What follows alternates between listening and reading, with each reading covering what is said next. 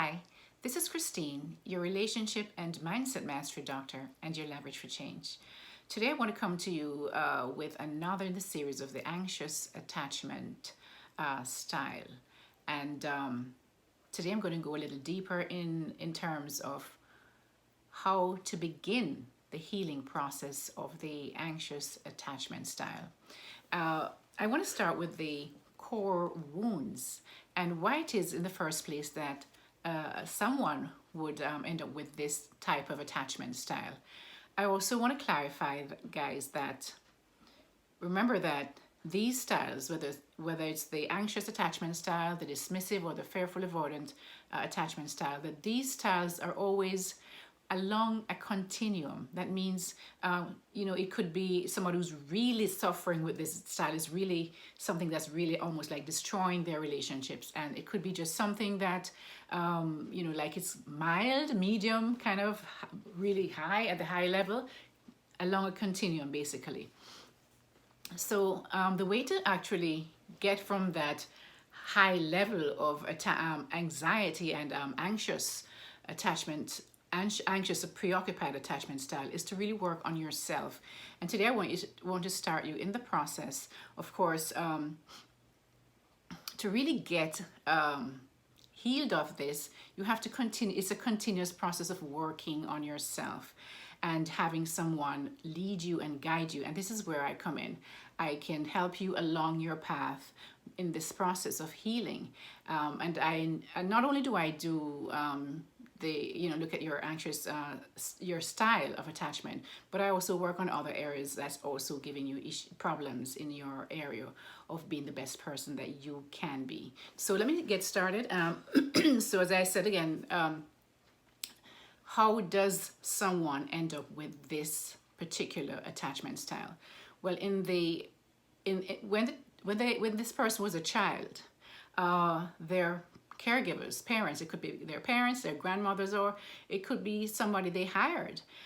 And but whoever is around them the most, where they get consistent care from, that's where they're going to learn this. That's where they're going to develop their attachment style from. So say for example this child is their caregiver is a good person, nice person, deals really loves them, and wants to care for them, but the problem comes with the inconsistency of that care.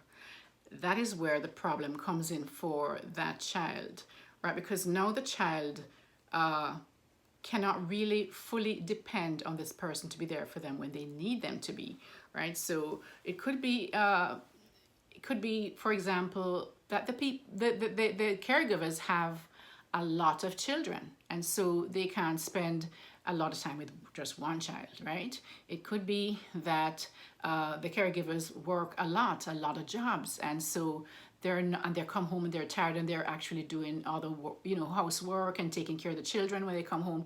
So then they're physically not able or emotionally able, because they're tired, to take care of, just spend that much time with one child, taking care of them, right?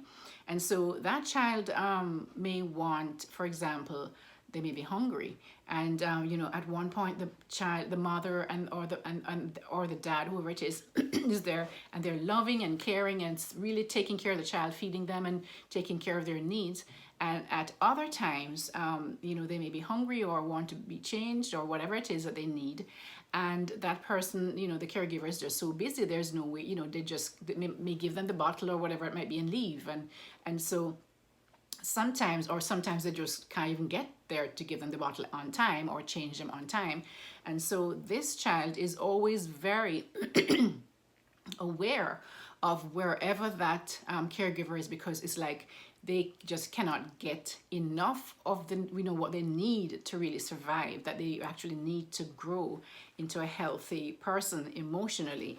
And so whenever that person is away, they have this anxious feeling, and so this is how they develop this anxiety around relationships. And this type of anxiety, because of the inconsistency of the care they get, could be also like one parent might be very loving, and when they are with that person they feel really taken care of and loved, and maybe the other parent, sorry, I have a little itch in my throat, the other person might be very cold and distant, so they feel that juxtaposition between these two different kind of personalities, right? And that is the inconsistency that's, you know, in that relationship. It's fostered by that kind of a inconsistency. One parent really loving, one parent very cold, or on a, you know, they're not there for them, and when they're there for them they love them, but when they're not there for them they just feel so left alone. And because of this, because it's not sorry guys, because it's not at a level that is so bad, they did not learn to self-soothe. And so they get very anxious when their parent is away.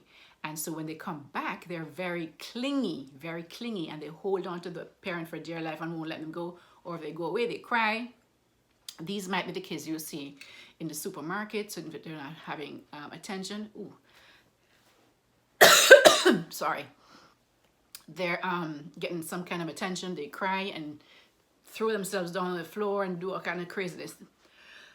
I should have got my water, guys. Sorry about that. Anyway, so hopefully I can finish this thing without getting up and stopping this. So basically, these children grow up, and they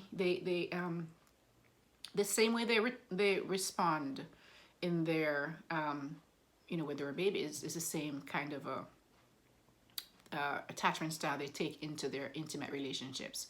And so if, and funny guys, funny enough, the anxious preoccupied individual is usually attracted to a dismissive person because they sense that they are attracted to people who look similar to their caregivers. So their caregivers was not there for them when they needed them, and they were not they were just not there, and they were not easy, they're not dependable, the inconsistency of the relationship and the caregiving. And so they go into other intimate relationships and are attracted to the same kind of individuals in their intimate relationships. That's reflective of their childhood caregivers. So that is a problem, because now they're going to behave in the same way. They're going to be anxious, they're going to be clingy, and if you know anything about the dismissive avoidant, they are distant, and so they like their space. And so this relationship is usually very troubled, and they cannot get their needs met, because the dismissive avoidant they learned in their childhood way of dealing with their issue when they were younger. They learned to self-soothe because their caregivers were more distant, and they were not even, you know, there's an inconsistency with the sometimes they're there, sometimes they're not. But for the dismissive avoidance, they had longer periods of their caregivers not being there for them, and so the dismissive avoidance associated closeness and depending on somebody to give you love with pain.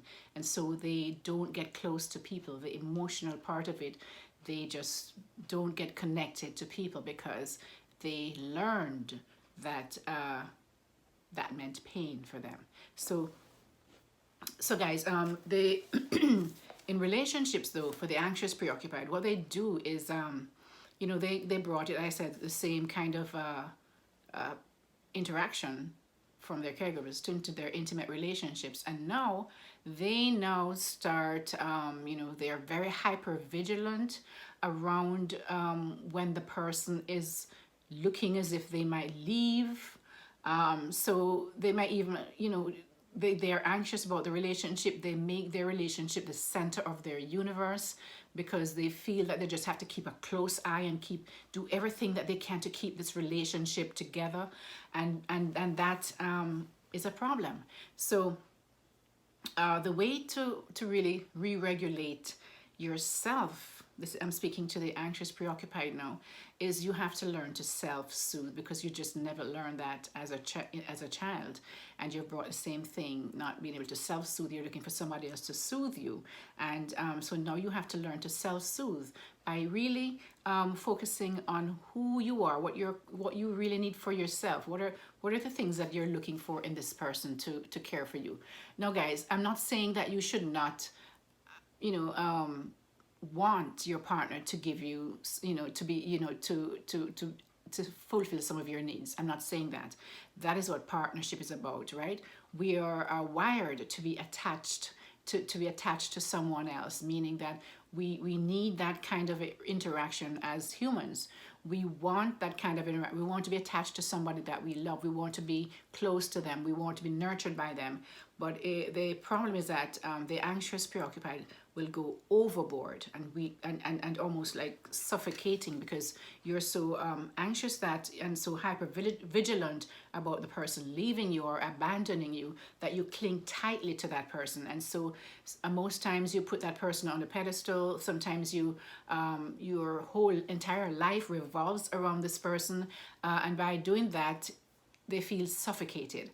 And so you have to now learn to find other ways of filling those needs by self-soothing. Go to the spa if you're a lady. Go have friends you go play golf with if you're a man, or a woman, whatever it is that you do. But find some kind of a hobby that you love, that you can spend your time with, so you're not so focused on the relationship with your partner.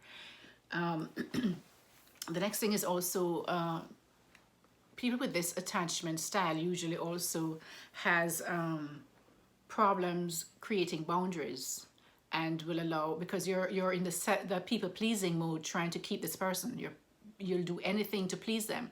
You'll if you had a plans with your girls to go somewhere, you'll cut your plans and go and just do whatever it is that your partner wants, because you're in this people pleasing mode. And so these are the things that you have to learn to create your boundaries. That this is fine, that if you had plans, it's okay to say, I had plans before, and make different plans, right? But when you create this this person, make this world, the person, your entire world, then you have nothing else to focus on. And so this can become very damaging, not only to them, but also to you. So the next thing you have to do, guys, is to learn to meet your own needs, as I said, by hobbies, or self-soothe by going to the spa, going to get your manicure and pedicure, whatever it is that you need to do, get your hair done, go and play some game that you love, basketball, baseball, whatever it is that you love to do. Go work out, whatever it is that you do, but learn to meet your own needs. And these are ways, guys, in the meantime, that will always also enrich your own life, and you'll feel better, and your self-esteem will grow. But I mean, as I said before, there is so much more to this process, that it has to be worked out with somebody who will keep you on track, and also be there to support you when you are falling short of where you need to be.